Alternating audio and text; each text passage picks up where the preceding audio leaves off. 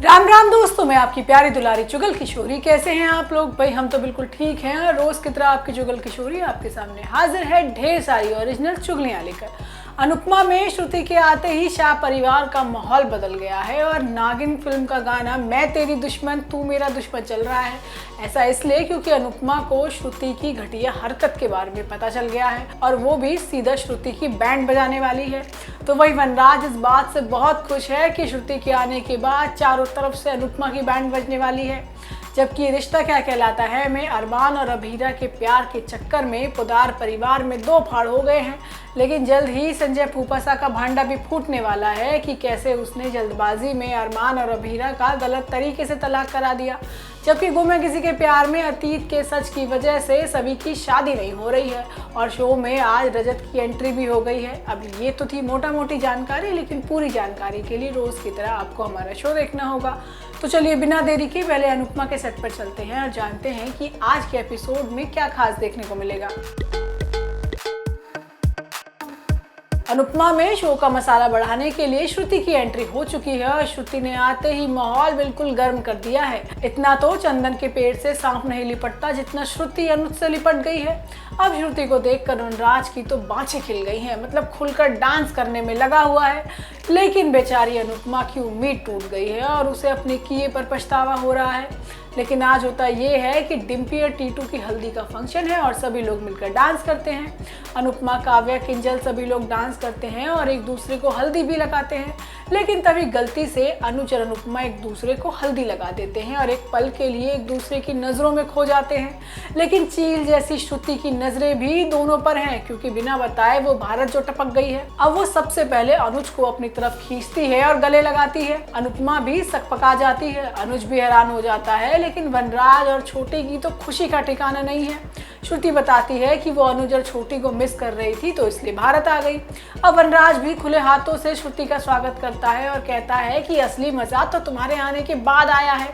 जिसके बाद श्रुति सबके सामने अनुज के गाल पर लगी हल्दी को साफ करती है और फिर अपने गाल पर हल्दी लगाकर अपने गाल से ही अनुज के गाल पर हल्दी लगाती है और अनुपमा की नजरों के सामने ही अनुज से रोमांस करती है। अब बात तो श्रुति को टोक देती है कि ये भारत है, अमेरिका नहीं, ज्यादा शर्म और लिहाज घोलकर पीने की जरूरत नहीं है। जिसके बाद फिर हल्दी का कार्यक्रम दोबारा शुरू होता है और अनुज अकेले में श्रुति से ये जानने की कोशिश करता है कि आखिर वो अचानक कैसे आ गई।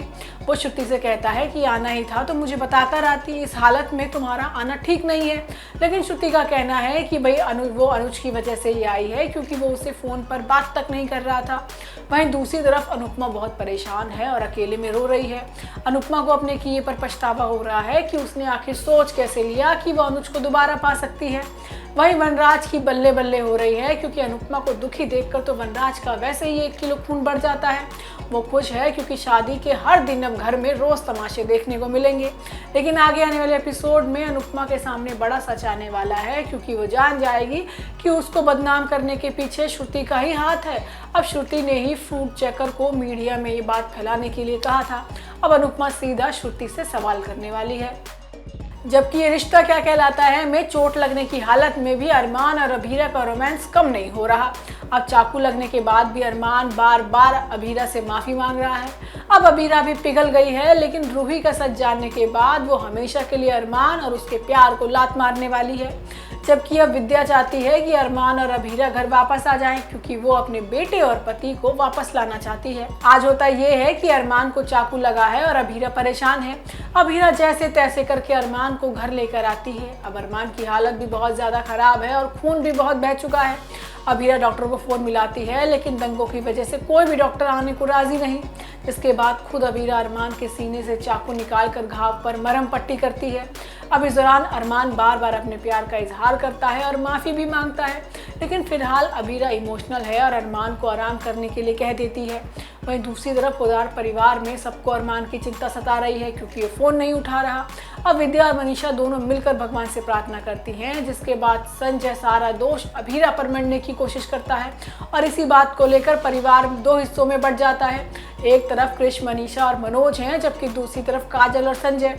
और संजय का कहना है कि ये सब तो अभीरा की वजह से ही हो रहा है और वो जानबूझकर अरमान को नचा रही है, जबकि मनोज का कहना है कि अरमान उससे प्यार करता है और वो कोई बच्चा नहीं है। लेकिन काजल का कहना है कि अभीरा की वजह से परिवार की इज्जत खराब हो रही है। लेकिन मनीषा कहती है कि जितना बुरा संजय ने अभीरा के साथ किया है, उसके बाद तो वो परिवार की इज्जत की चिंता क्यों ही करे।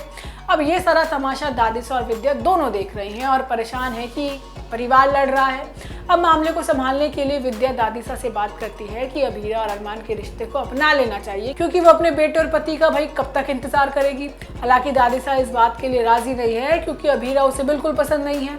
वहीं आगे आने वाले एपिसोड में अभीरा को पता चल जाएगा कि अरमान का पहला प्यार वो नहीं बल्कि रूही थी और अरमान ने उसे भी छोड़ दिया। अब वो अरमान से सारे रिश्ते नाते तोड़ने वाली है।